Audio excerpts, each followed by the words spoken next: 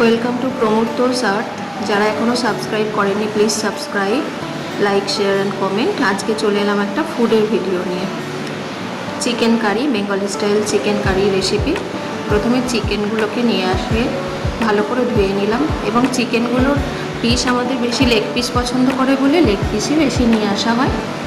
আর নিয়ে এসে সুন্দর করে ধুয়ে নিয়ে, আমি যেহেতু আগের দিন নিয়ে আসা হয় তাই অনেক সময় ম্যারিনেট করে রাতের দিকে আনলে ম্যারিনেট করে নর্মাল ফ্রিজে রেখে দিই, নাহলে ডিপ ফ্রিজে থাকে পরের দিন বার করে রাখি।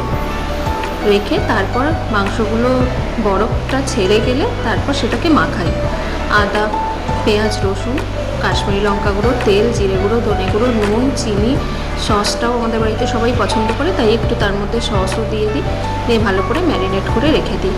কিছুক্ষণ ম্যারিনেট করে রাখার পর আমি এবং আমার বাড়ির যে দিদি আছেন দুজন মিলে এই রেসিপিটা রান্না করেছিলাম। এবং প্রথমে জিরে, গোটা গরম মশলা, তেজপাতা, শুকনো লঙ্কা, তার সাথে রসুনটাকে ভেজে নিলাম। হালকা করে রসুনটা ভাজতে হয়, রসুনটা বেশি ভাজতে নেই। রসুন হাফ, আমরা রসুন একটু কমই খাই, রসুন হাফ তখন ভেজে নেওয়া হয়, আর একটু পরে আর একটু দেওয়া হয়। তারপর পেঁয়াজগুলো দেওয়া হলো, ভালো করে ভেজে নেওয়া হলো। এবং যেহেতু কারির রেসিপি তাই এটা চাপা দিয়ে দিয়ে করতে হবে এবং অনেকটা টাইম টেকিং ব্যাপার। আপনারাও কিভাবে বানান আমাকে কমেন্টে জানাবেন। আর মোটামুটি 1.5 কেজি মতো মাংস ছিল, তার জন্য আমি 4টে বড় সাইজের পেঁয়াজ নিয়েছি। এবং রসুন দিয়ে তো আমরা কম খাই, আপনারা যেহেতু পরিমাণ মতো আপনাদের পরিমাণ মতো দিয়ে দেবেন। দিয়ে পেঁয়াজগুলো লাল লাল করে ভাজা হয়ে এলে তার মধ্যে কাশ্মীরি লঙ্কা গুঁড়ো দেবেন, অল্প চিনি দিতে পারেন, তাহলে কালারটা ভালো আসে।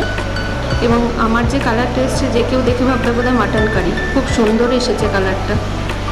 এরপর পেঁয়াজগুলো যখন ভালোভাবে ভাজা হয়ে যাবে তখন মাখানো প্রায় আধ ঘন্টা মাখিয়ে রাখা হয়েছিল, তারপর এই চিকেনগুলোকে দেওয়া হলো।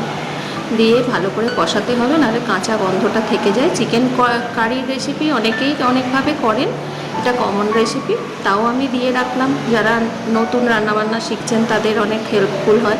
আমিও অনেক ইউটিউব দেখে, অনেক ভিডিও দেখে দেখে অনেক রান্না শিখেছি, তাই অনেকেরই হেল্পফুল হবে বলে আশা করি।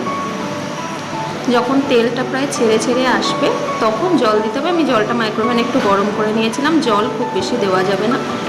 মাংস চাপা দিয়ে দিয়ে করা হয়েছে, তো আধ ঘন্টা ধরে প্রায় মাংস চাপা দিয়ে দিয়ে করার পর তারপর জলটা দেওয়া হয়েছে। সেদিন আমাদের বাড়িতে গেস্ট আসার কথা ছিল, তাই গ্রেভিটা একটু প্রয়োজন ছিল। লুচি পরোটার সাথে, মিক্স ফ্রায়েড রাইসের সাথে খাওয়া হয়েছিল, তাই আমি অল্প জল দিলাম। জল না দিলে কিন্তু গ্রেভি একদমই থাকে না। আর পেঁয়াজ দেওয়া আছে, পেঁয়াজ বাটা দেওয়া আছে, তো তাই জলটা পরে টেনেই নেয়। তাই বুঝে জল দেবেন এবং গরম জলটা দেবেন। আর নুন মিষ্টিটা এই সময় একটু দেখে নিতে হবে। অনেকে চিকেন কারি মশলা দেয়, আমি চিকেন কারি মশলা দিই না, বাড়িতে তৈরি গোটা গরম মশলা বাড়িতে তৈরি করে নিই, সেটা দিই। বিভিন্ন রকম মশলা দিয়ে সেটা বানানো হয়। দেখুন কেমন লাগলো, ভালো থাকবেন, সবাই ট্রাই করবেন। নমস্কার।